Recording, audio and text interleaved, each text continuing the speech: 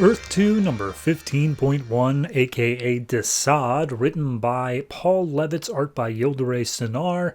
So, I gotta admit, I'm only like 50% sure I know what happened in this issue. So, we pick up 5 years ago, which is, of course, around about the time that the first fight against Darkseid happened, and we see that Desaad is coming up on a beach and he is in the ocean and he comes up against a shark and he's like, Pshaw, this shark is pathetic. It is unable to conceive of its own pain. I don't need it. So he just throws the shark up on the beach and he comes across this guy who's drunk asleep in a beach chair and he's like, now this guy, he can conceive of his pain. So he touches the guy's forehead and he's like, yes, let me know your fear. Give me, feed me. And so he gets fed by this guy's fear. And we see a few hours later, he's in Hawaii, I guess. And he makes his way to a hospital. And he's like, this place has a lot of fear and pain inside of it. I will go feed there. And as he makes his way up, a security guard stops him and says, like, wait a minute, creep, what are you doing? He's like, go out there and kill a bunch of people with your gun. And so the security guard goes out and kills a bunch of people with his gun. And as Desaad makes his way deeper into the hospital, he's stopped by a doctor who says, now, wait a minute, we've got patients in here. You can't be in this place. And he's like, here's a scalpel. Cut yourself slowly and deeply. And so the doctor starts doing so. And then we cut to 1 year ago. And this is the point where I'm not entirely sure I know what's happening. So he's building a tower in the middle of the Congo. And it seems like he's just trying to cause fear and pain throughout the world. Like he's saying that he's giving more powerful IEDs in the Afghan war. And he's like, yes, quite good, thank you. And so he's trying to basically build up enough pain and such to get his energy back to do something in order to get a boom tube generator so that he can go back to Darkseid, go back to Apocalypse, because he is currently trapped on this planet. Something that happens throughout this issue is that we keep on cutting to a guy who looks incredibly like Jack Kirby being watched by Desaad, and Desaad's like, why is this man so goddamned great? I don't understand. So he looks inside one of the little portal bubbles he's got, sees the tunneling device, and he's like, that will let me get back to my planet.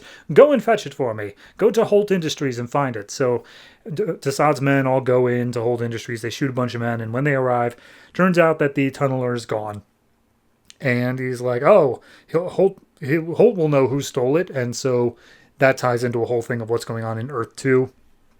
And then we go to Desaad again, who says, all right, everyone back. Wherever Holt's gone to, he's not my main concern. We got to figure out a different way to do this. So then we cut back to the Congo, still a year ago. That's like what it was before. And it looks like he's torturing this guy and getting like all these pain energies out of him. And we see 3 other people he's torturing, and he keeps on saying, like, yes, these mortals, they're like clay. I can form them to become instruments of pain and torture and whatnot. And we see, like, one of these guys is a soldier shooting a fellow soldier. One of them's a nurse who causes just intense pain. One of them's a businessman, just being a businessman. And then he cuts back to Jack Kirby, and he's like, why is this guy such a pain in my dick? I don't get it. So we see him go down into his basement, and there's this guy who he's been torturing for a while who's been like super irradiated. I think it's the guy from the first arc of World's Finest, Ryota, I think. And he's torturing the guy, and the guy's like, make the pain stop. And he's like, why? Why do you want the pain to stop? Pain's freaking awesome. And he says, look, I'll make it stop as long as you want to be more, and you will serve me. So Ryota kneels down before him, claims, yes, you are my master. And he's like, God, you guys break too easily. I need you guys to like put up a fight. That's what the pain is for. And so then he looks again at Jack Kirby, and he's like, why are you so stubborn? You know what? I'm dealing with this. And so he opens up a boom tube, which if he's able to open up a boom tube, I don't understand why He can't just open up a boom tube. But regardless, he opens up a boom tube and he lands in Jack Kirby's studio. Jack Kirby apparently does not even notice. And mind you, when I say Jack Kirby, this isn't actually named Jack Kirby, but he's a comic book artist and he looks a lot like Jack Kirby. So Desaad like sneaks up behind him and he's like, yes, I will destroy this man. But then he's like, nah, never mind. You're not ripe enough. I'm going to come back when you're ripe for the pickings. So he goes back through a boom tube again.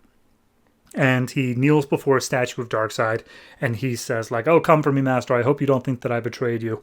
I am your servant in this overgrown world. Please bring me back home to you. And to be resolved, I guess, in Earth 2, despite the fact this is the world's finest villain. I don't know. It's somewhere in there.